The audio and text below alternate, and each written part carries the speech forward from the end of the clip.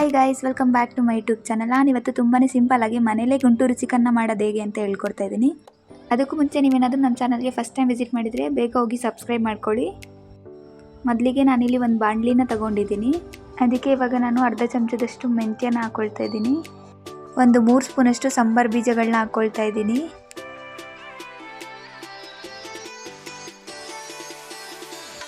ಸ್ವಲ್ಪ ಜೀರಿಗೆ, ಸ್ವಲ್ಪ ಕರಿಮೆಣಸು ಮತ್ತು 2 ಪೀಸಷ್ಟು ಚಕ್ಕೆನ ಹಾಕ್ಕೊಳ್ತಾ ಇದ್ದೀನಿ. ಇದ್ರ ಜೊತೆಗೆ ಸ್ವಲ್ಪ ಲವಂಗನೂ ಹಾಕ್ಕೊಳ್ತಾ ಇದ್ದೀನಿ. ಇಷ್ಟನ್ನು ಹಾಕ್ಕೊಂಡಿದ್ದಾದಮೇಲೆ ಒಂದು 10 ಕಡ್ಡಿಯಷ್ಟು ಒಣಮೆಣ್ಸಿನ್ಕಾಯಿನ ಹಾಕ್ಕೊಂಡು ಫ್ರೈ ಮಾಡ್ಕೋಬೇಕು. ಇದನ್ನು ಚೆನ್ನಾಗಿ ಫ್ರೈ ಮಾಡ್ಕೊಳ್ಳಿ. ಇದು ಸ್ವಲ್ಪ ಕಲರ್ ಚೇಂಜ್ ಆಗೋ ತನಕ ಫ್ರೈ ಮಾಡಿಕೊಂಡ್ರೆ ಸಾಕು. ಇದು ಮಾಡ್ಕೊಂಡಿದ್ದಾದಮೇಲೆ ಒಂದು ಪ್ಲೇಟಿಗೆ ಆರಕ್ಕಿಡಿ. ಅದು ಆರಿದ ಮೇಲೆ ಮಿಕ್ಸಿಗೆ ಹಾಕ್ಕೊಂಡು ರುಬ್ಕೋಬೇಕು. ಇವಾಗ ಇದು ಆರಿದೆ, ನಾನು ಮಿಕ್ಸಿಗೆ ಹಾಕ್ಕೊಳ್ತಾ ಇದ್ದೀನಿ. ರುಬ್ಕೊಳ್ಳೋಣ. ನೀರು ಹಾಕ್ದಲ್ಲೇ ರುಬ್ಕೋಬೇಕು. ನೋಡಿ, ಈ ಥರ ಪೌಡರ್ ಫಾರ್ಮ್ ಆಗಬೇಕು, ಆ ಥರ ರುಬ್ಕೊಂಡ್ರೆ ಸಾಕು.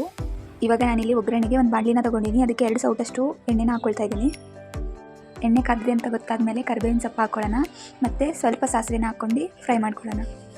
ಕರಿಬೇವಿನ ಸೊಪ್ಪು ಕ್ರಿಸ್ಪಿ ಆದ ನಂತರ ಸಣ್ಣದಾಗಿ ಹೆಚ್ಚಿಟ್ಕೊಂಡಿರೋ ಈರುಳ್ಳಿಗಳನ್ನ ಹಾಕ್ಕೊಳ್ತಾ ಇದ್ದೀನಿ ಒಗ್ಗರಣೆಗೆ.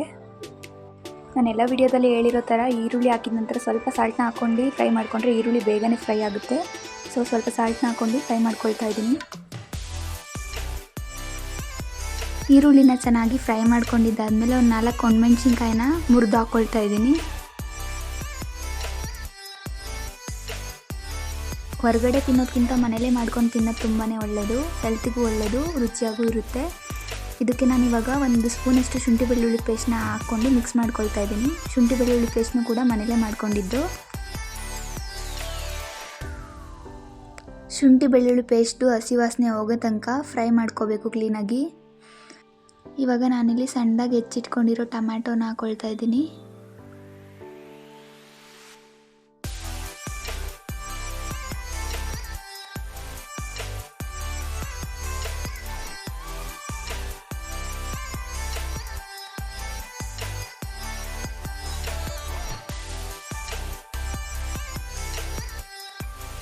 ಟೊಮೊಟೊನು ಕೂಡ ಕ್ಲೀನಾಗಿ ಫ್ರೈ ಮಾಡಲಿಕ್ಕೆ ಬಿಡಬೇಕು. ಅದಕ್ಕೆ ಇವಾಗ ಒಂದು ಪ್ಲೇಟ್ನ ಮುಚ್ಚಿ ಒಂದು 5 ಮಿನಿಟ್ಸ್ ಬೇಯಿಸ್ಕೊಳ್ತಾ ಇದ್ದೀನಿ.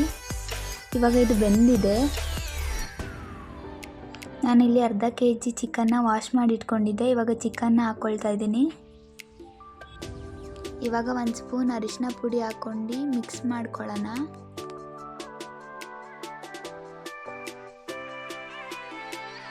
ಮಿಕ್ಸ್ ಮಾಡ್ಕೊಂಡಿದ್ದಾದಮೇಲೆ ಒಂದು ಪ್ಲೇಟ್ನ ಕ್ಲೋಸ್ ಮಾಡಿ ಚಿಕನ್ ಬೇಯಲಿಕ್ಕೆ ಬಿಡಬೇಕು ಒಂದು 5 to 10 ಮಿನಿಟ್ಸು. ಇವಾಗ ನಾವು ಸ್ವಲ್ಪ ರುಚಿಗೆ ತಕ್ಕಷ್ಟು ಉಪ್ಪನ್ನ ಹಾಕ್ಕೊಂಡು ಮಿಕ್ಸ್ ಮಾಡ್ಕೊಳ್ಳೋಣ. ಆವಾಗಲೇ ಈರುಳ್ಳಿ ಫ್ರೈ ಆಗೋಕ್ಕೆ ಅಂತ ಹಾಕಿದ್ದೀವಿ, ಸ್ವಲ್ಪನೇ ನೋಡ್ಕೊಂಡು ಹಾಕ್ಕೊಳ್ಳಿ. ಸಾಲ್ಟ್ನ ಹಾಕ್ಕೊಂಡು ಚಿಕನ್ನ ಬೇಯಲಿಕ್ಕೆ ಬಿಡಿ.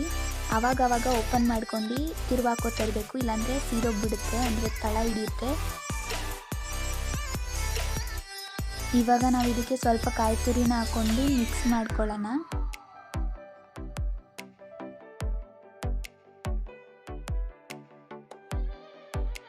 ಇವಾಗ ಲಾಸ್ಟಲ್ಲಿ ನಾವು ಪೌಡರ್ ಮಾಡಿ ಇಟ್ಕೊಂಡಿದ್ವಲ್ಲ ಮುಂಚೆ, ಆ ಪೌಡರ್ನ ಆ್ಯಡ್ ಮಾಡಬೇಕು.